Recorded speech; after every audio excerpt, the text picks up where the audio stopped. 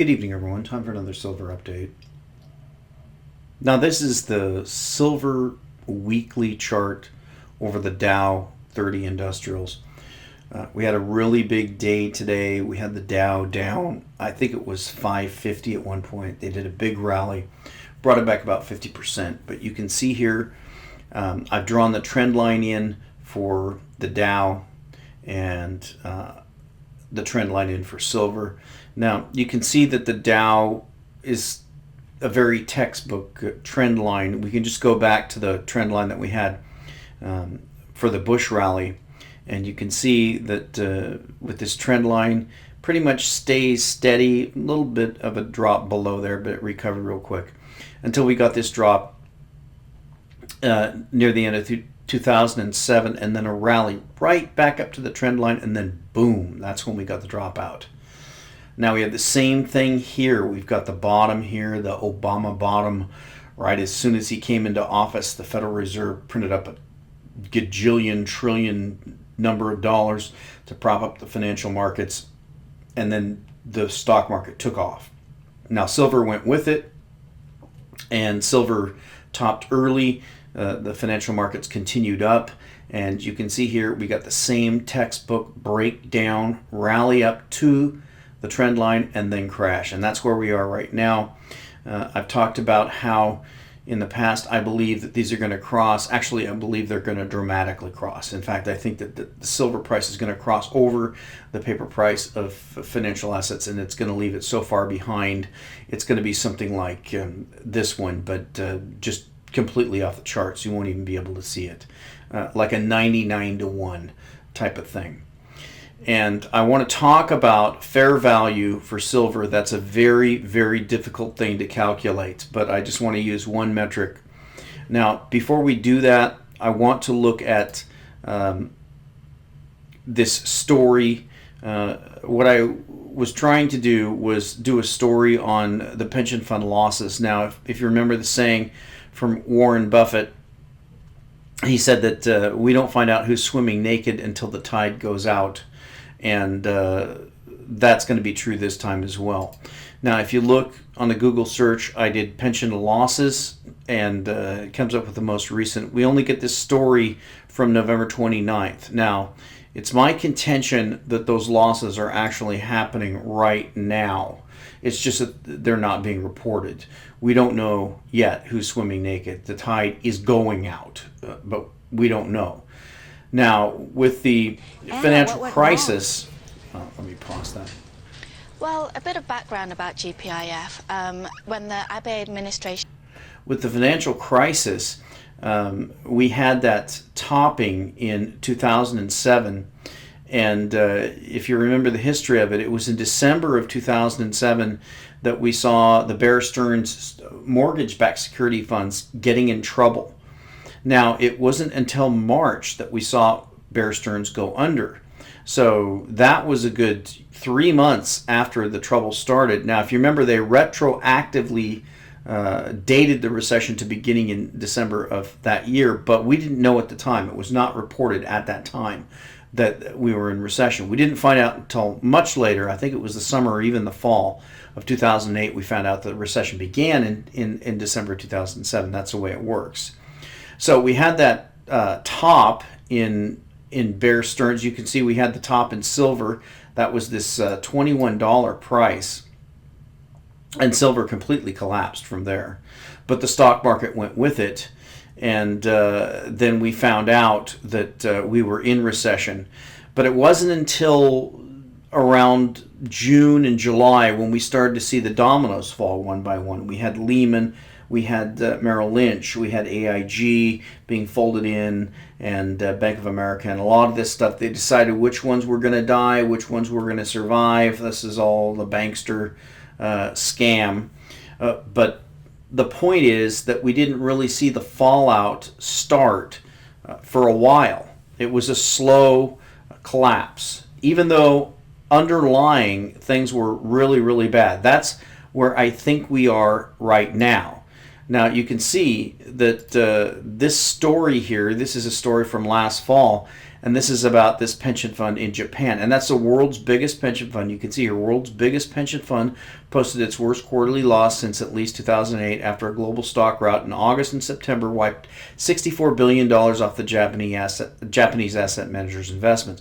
And this is a 135 trillion yen fund, $1.1 trillion. So this is a big fund. Now, it's my contention that this same thing is happening right now with the stock market collapsing the way it is. You have to remember that back here in 2009, they pretty much zeroed out interest rates.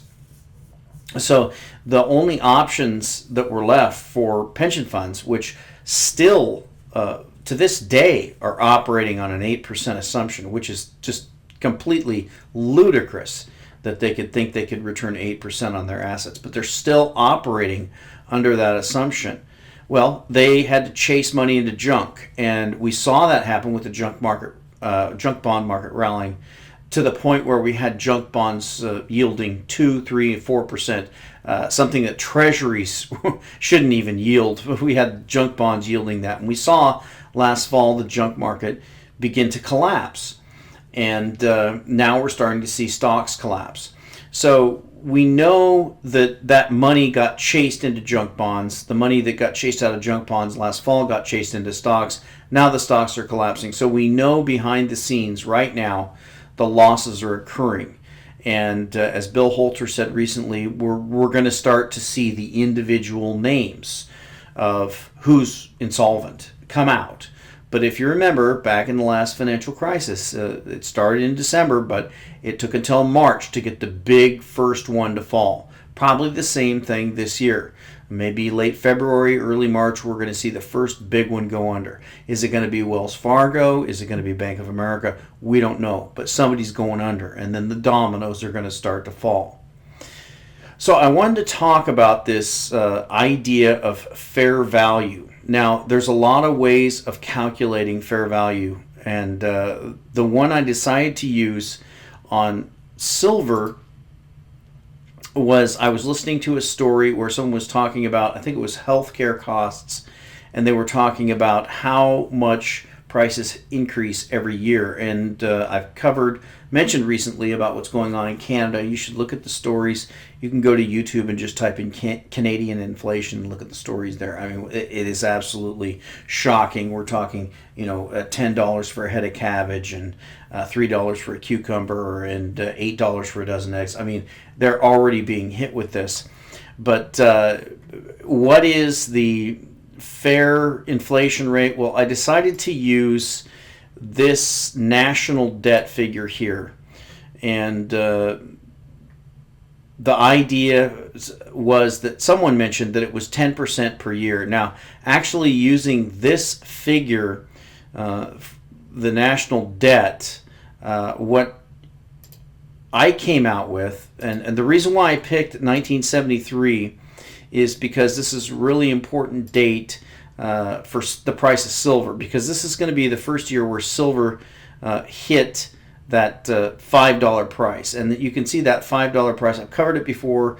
Jeff Nielsen mentioned the video that I did about $5 silver. It's really important, and we can find it as an inflation-adjusted price as well. But it seems to be a pivot point for very, very many decades. You can see that. The latest bull rally launched right from that $5 price. So I'm going to use that $5 price. I think that's an important price. And that's going to give us that date roughly, none of these are exact, but roughly of 1973. So I went on the assumption of 10% per year, but using the national debt, I went ahead and calculated that, and it's actually much worse than that. So if you put in $30 billion, we're around 19 trillion right now or so. So if we put in $30 billion, we actually have to do about 18% per year. So if we do times 1.18, you can see here, we'll do the difference between 1973 and now, which is about 42 years. So you can see here,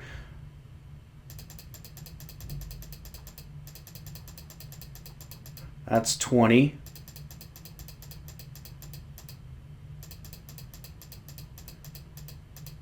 that's 40. So it's close to 40 years or so. We're just going to use that number of 18% per year. That's close to what the national debt has increased over the 42 years since 1973. Very, very close to that date when we had Nixon unpeg the US dollar from gold. So that's going to be really key. Now the question is, what is fair value for silver if we use the same sort of metric on it? What's going to be your guess? What's the number we're going to get? I think you're going to be shocked when you find it. So we're going to take $5 times the same metric, 1.18, and we're going to do 40 years because we didn't quite get to 42. We'll do 40 years, and that is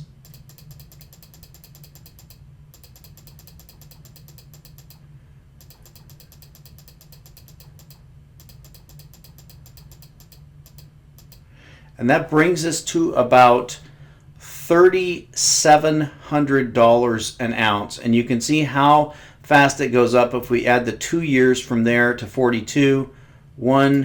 2 more years before I came around $6,000. We're talking anywhere from $3,000 to $6,000 an ounce is fair value for silver based upon a 18% inflation rate continuous since 1973.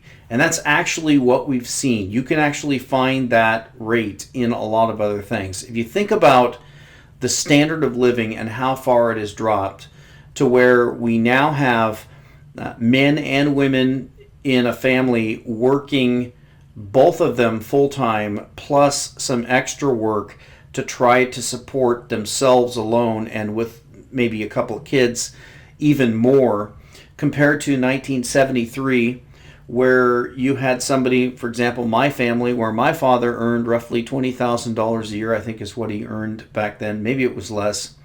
But he was able to support a family of 4 quite comfortably, buy and own 2 houses, and my mom didn't have to work.